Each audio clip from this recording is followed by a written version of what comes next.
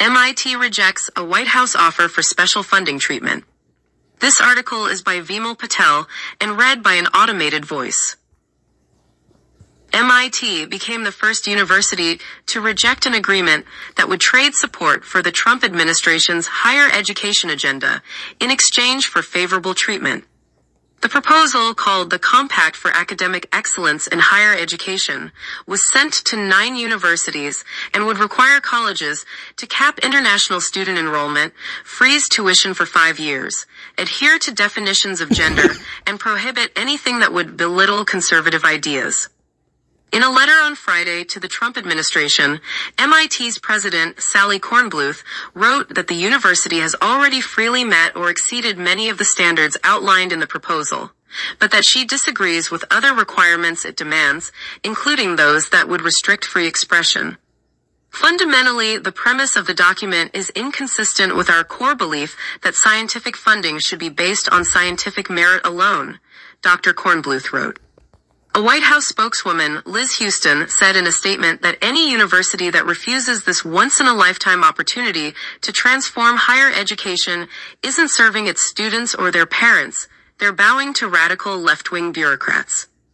The best science can't thrive in institutions that have abandoned merit, free inquiry, and the pursuit of truth, she added. President Trump encourages universities to join us in restoring academic excellence and common-sense policies. The White House has said it wants responses from the universities by October 20th. The other 8 colleges are the University of Arizona, Brown University, Dartmouth College, the University of Pennsylvania, the University of Southern California, the University of Texas, Vanderbilt University, and the University of Virginia. The idea of the compacts has been deeply unpopular among faculty members and free speech advocates, who view them as yet another political intrusion into the affairs of academia. They argue that the Trump administration is threatening the independence of American higher education by cutting hundreds of millions of dollars in research funding to force top universities to adopt its agenda. But at a politically sensitive moment, as schools are trying to avoid being singled out by the administration, most of the university's responses have been non-committal. Brown's course of action should and will be informed by the perspectives of our community, Christina Paxson, its president, said in a message to the community on Friday. Some schools, like the University of Virginia, have turned to the time-tested higher education strategy of delaying controversial decisions by creating a committee. A letter from university board leaders to faculty said on Wednesday that the school's response would be guided by principles of academic freedom and free inquiry, and that the board has no intention of abandoning the university's principles, according to a copy of the letter.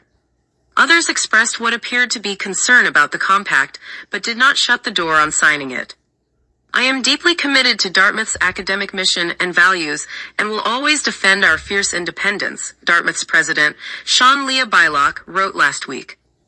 You have often heard me say that higher education is not perfect and that we can do better, she wrote.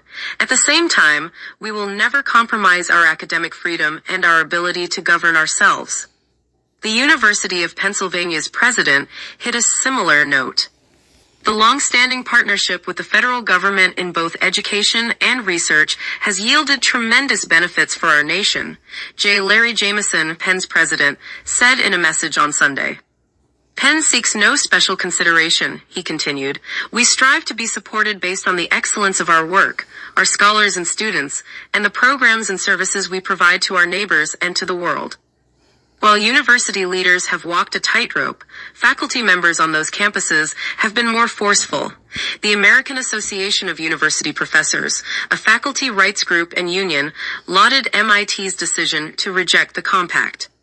The ability to teach and study freely is the bedrock of American higher education, Todd Wolfson, the group's president, said in a statement. We applaud MIT for standing up for academic freedom and institutional autonomy, rejecting Trump's loyalty oath compact. We urge all institutions targeted by the administration's bribery attempt to do the same. The University of Virginia Faculty Senate called on its president to reject the compact, saying it threatens the school's independence and likely violates state and federal law by infringing on constitutional rights. 60 faculty members supported the resolution and only 2 opposed it. The compact has complicated negotiations between the Trump administration and individual schools, including Harvard, who worry it is a sign that even if they reach a deal with the administration, the government will come back and ask for more concessions. Among the schools asked to join the compact are Brown and Penn, which had already come to agreements with the Trump administration. The University of Virginia has been engaged with the Department of Justice's Civil Rights Division about a potential deal for months.